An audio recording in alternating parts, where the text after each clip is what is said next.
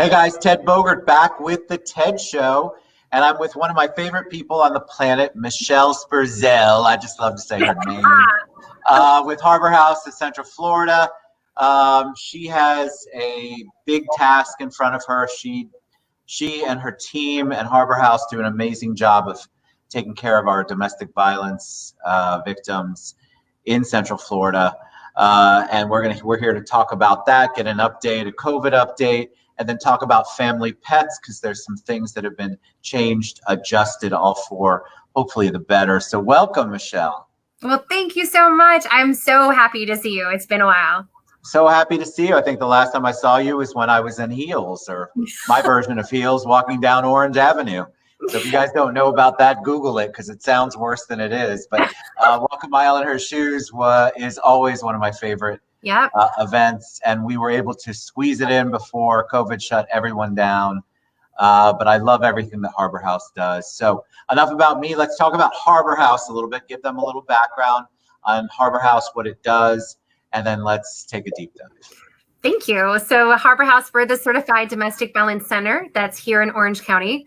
So we have a lot of different services. We're definitely more than a shelter. And that's one thing that's great, Ted, is when we're talking that you're able to help me explain we do a lot more than just shelter. So we have our outreach offices. We have 12 outreach offices. We work hand in hand with law enforcement with different domestic violence cases, helping respond to hospitals, helping respond on scene if we need to.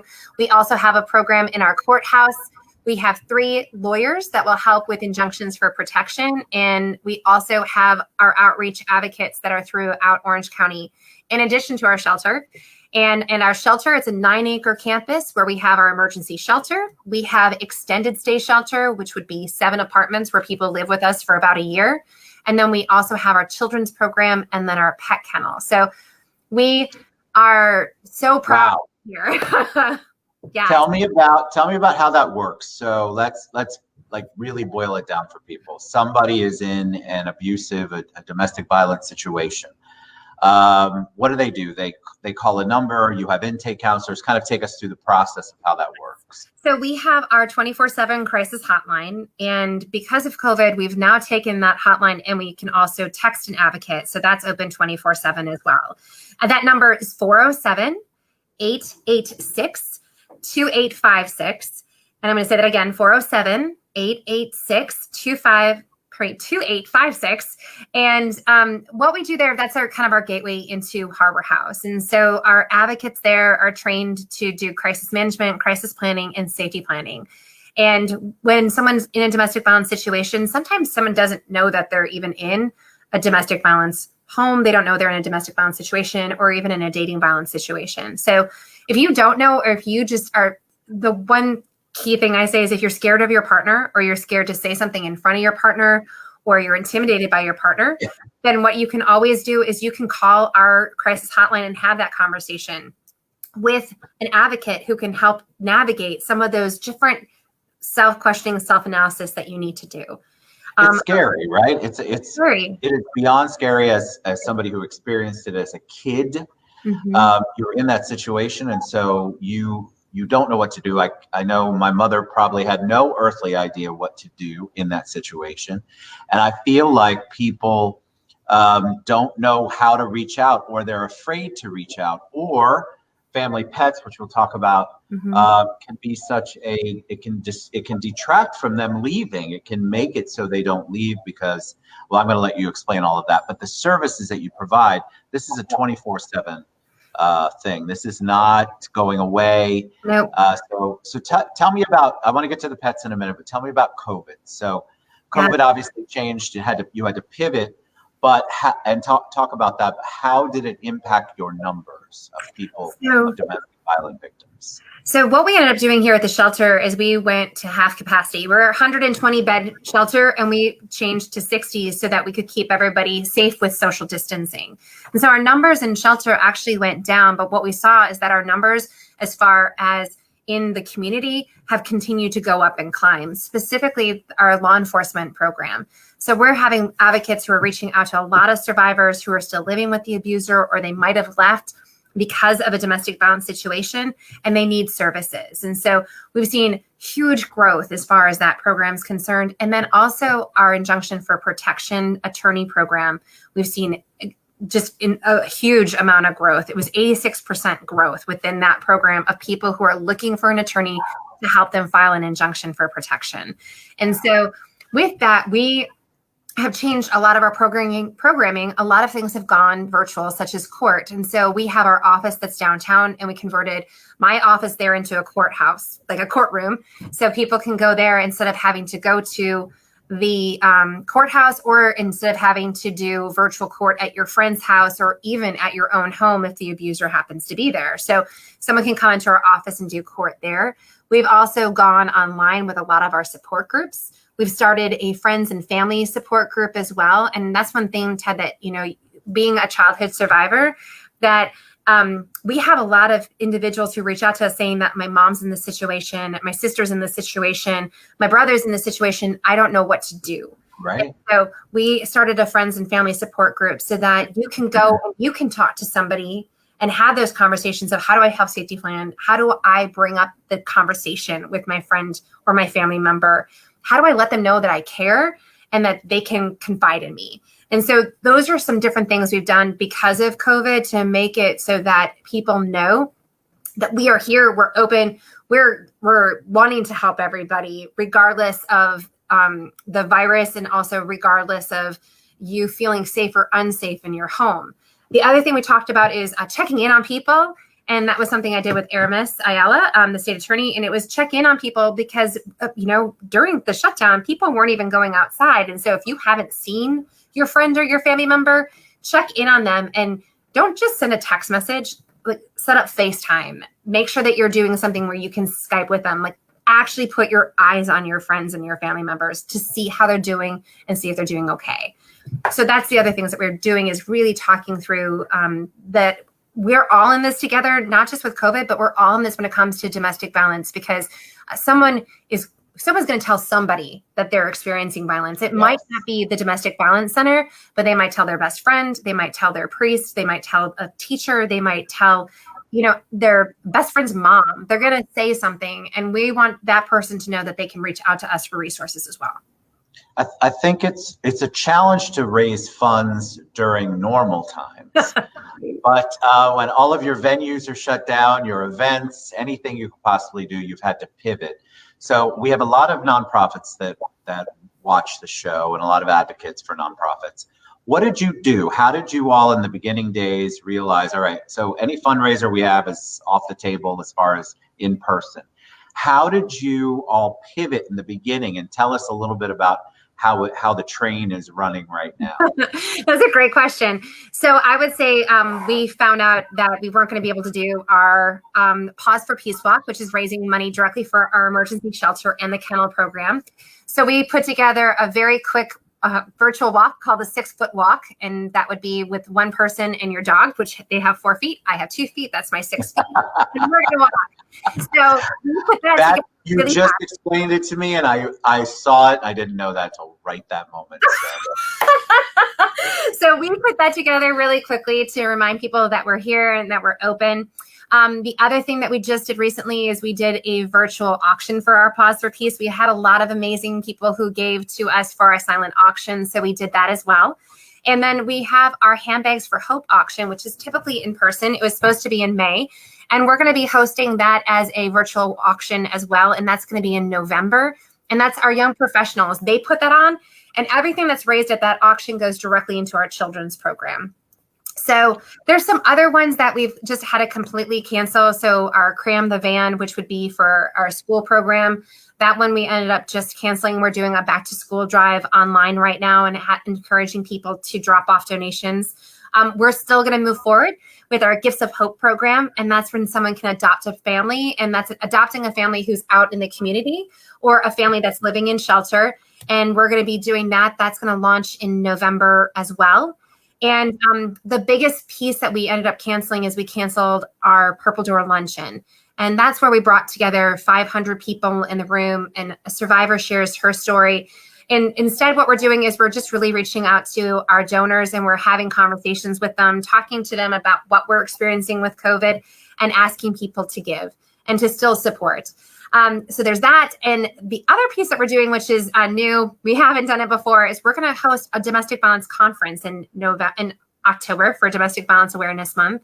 And we're going to be doing that really for individuals who interact with survivors of domestic violence within their work. So we're doing it with the idea that first responders, people who work in hospitals, childcare workers, correction officers, we want to do some training for them so that we can help them when they're interacting with survivors in our community.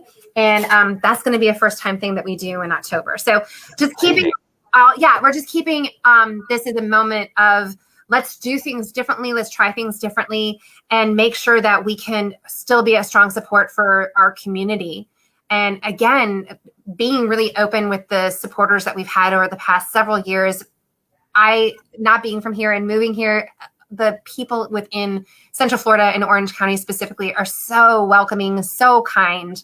I feel like I've lived here longer than I have because everybody is just so unbelievably open and generous. And so that's the other piece, is doing this in partnership with our donors so that we can make it through, and we're continuing to help people and really help people at some of their hardest times. Before we started, when we were off air, Ted and I were talking, and we were talking about how hard it has to be in a family right now when you're living with someone who is abusive, and how you kind of feel paralyzed, and that going to school or that going to work for 8 hours was your break from that abusive situation because you don't feel safe at home. And so that coupled with unemployment, and that also coupled with furloughs, some people are coming back, some people aren't. We are seeing that domestic violence is increasing, but people are staying in that situation because they don't have anywhere else to go. And so it's just going to be really important that people know that we, Harbor House, we're more than just a shelter, and we have these other services that we can help you with, even when you're still living at home with the abuser. It's very, it brings you back, but you think when you said that, it just struck a chord with me. All I thought about, oh my God, so evenings weren't bad because I had homework in bed, but weekends. So think about that person that you're dreading to be around, and they're around 24/7, and instead of just the weekend where you have to try to figure out your survival skills and to avoid any kind of confrontation or violence. So it just must be overwhelming for a lot of the domestic violence victims. All right, let's talk about family pets, because I put that in there, and you and I both know how important that is. But I had a few people question and go, why are we talking about family pets and domestic violence? So give them the 411 on that. I will. So often pets are the first victim within a family where there's abuse that's happening. And that happens for two reasons. One of the biggest reasons is it's control. And it's control that abuser is having over the rest of the family. And then also it's accessibility, that it's much easier to explain that a dog got hit by a car or the cat ran away, even if that abuser had killed that animal. And so the coercive nature of abuse, and also abusers wanting to have control, lends itself to the fact that they're going to go to the most helpless of the family members, which is often the pets. And then it could escalate to the children if it's already happening with an adult. So we have an on-site kennel here at Harbor House. And the reason why is that we wanted to take away as many barriers as to someone coming in to our emergency shelter. And some people weren't coming in because they didn't want to leave their dog or their cats behind. And I understand that. I wouldn't leave my dogs behind if I knew that my partner was abusing them. Like, why would I do that? Because then they're my family.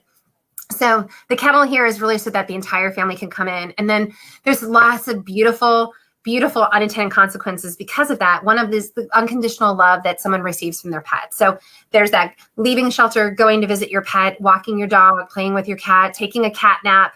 That provides some normalcy, but also that unconditional love and that healing from trauma that sometimes that human interaction can't provide. And so that's why we talk about pets. And I'm really excited because now Florida's gotten progressive, even as far as the statute level is concerned. We recently passed that we can include pets in injunctions for protections. So That's Wow. amazing, because before it was talking about children, it was talking about the person themselves. And now that pet can be written into that injunction as well to keep the pet safe as well.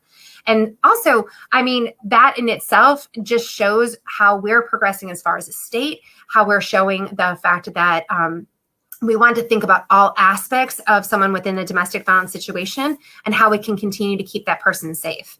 So that has been really, really big. It's amazing to me. And I think that if you have never been in that situation, you don't understand, but you just framed it properly. I think you have a pet, a family pet. As a kid, I would have been devastated if I had to leave a pet behind in a situation. So it is, like you said, it's a deterrent sometimes for the parent in control, or the abuse victim, the domestic violence victim. It's actually stops them sometimes for seeking shelter, because they don't have a place for their loved one, their furry loved one. And they will not leave if they don't. And I understand that completely. Who would want to leave a pet that you love, that's part of your family, behind in a situation that you know could escalate in a heartbeat? And it's also hard for the kids. The kids are already being uprooted, leaving. They're in a crazy situation, and then they have to leave their best friend behind. It's just, it's heartbreaking. So the fact that the injunction can include that is definitely progress. You would never think about that if you had not been in a situation where you had to make the choice. It's so clear, and it makes it so that the judges can absolutely say within the protection order that this animal is being protected. And that was what the barrier was before, is that the judge just didn't feel that they had that place to be able to do that. And now it allows them to be able to do that, that there's no argument. So yeah. That's so good. All right. So tell me how I've put harborhousefl.com at the bottom. What if people want to get involved? They want to raise funds. They want to be a volunteer. They just want to learn more about Harbor House. What's the best way for them to do that? The best way for people to be able to reach out to us would be via our Facebook page or Twitter, or then going to our website as well. Right now, we are definitely encouraging people to do third-party events for us. So you can get together with your friends in small groups and host a party, raise money for Harbor House, or we're doing a school drive right now. So if your friends can come together, put together a few backpacks and drop them off. When we get into the holiday season, I mean, think about adopting a family in the community or in our shelter, because we're going to definitely be needing that a lot. Christmas is going to be hard this year. It's going to be hard for everybody this year. And so that's the other piece that we're really kind of gearing up for. Be aware, learn more about domestic violence. And so if you have a friend or a family member that you are concerned about, you can at least get them in touch with us or a local domestic violence center, and you can start giving them that helping hand, in order to know they know that you're there to support and that you're there to listen. And we can all do that by learning more about violence against women, understanding just domestic violence and oppression. And so that's another thing, is I just really encourage everybody to continue to be educated and push yourself to be more educated. It's so important to know. Also, it's important to see the signs. I mean, I was very blessed as a kid. I had teachers and coaches around me that understood what I was going through and did their best to circumvent as much of that and protect me in the only ways they knew how. But back in, the 1600s, when I was young, it was a different world and a different approach. Nowadays, we're all on alert, and I think we need to continue to train ourselves to be on high alert, because sometimes you are that only friend that they have access to. Sometimes you're the only out, and you just have to be really cognizant of what's going on around you. And then the people who are suffering, I just want to encourage you. There are services, so reach out. Nobody's gonna tell on you. I had somebody ask me that actually the last time, and I meant to tell you that. Well, is my person, my significant other, going to find out? And I'm like, well, I assume only when you leave, but you need to, they're going to know when you're not in the house. Right. But no, Harbor House isn't going to share your location. And I think, I just want to encourage people, like you said, to educate yourselves on how much of this is going on and the best way to help people who are in this situation.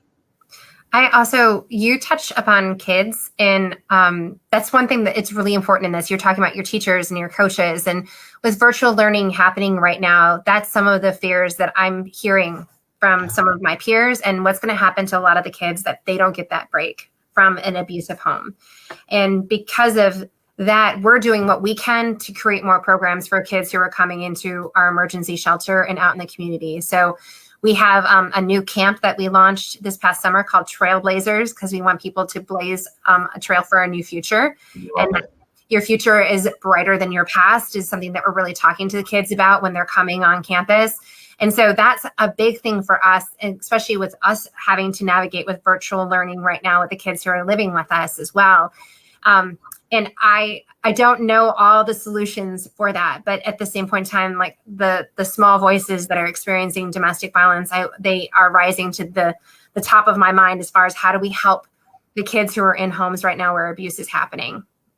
Guys, it is to me in that situation, that's one area of COVID that has just made things so much more stressful. If you're in that situation or have been in, that having that in the house 24/7 is it's overwhelming. So please support Harbor House. Reach out, harborhousefl.com. Go to Facebook. I tagged everybody and their brother. I want you guys to get involved and be cognizant of how important this is and how the increase that we're seeing. I don't know in Orlando what the numbers are, but I have read that the increases, the amount of services that are needed have increased because they are contained now 24/7 in one household, and it's just exacerbated the situation.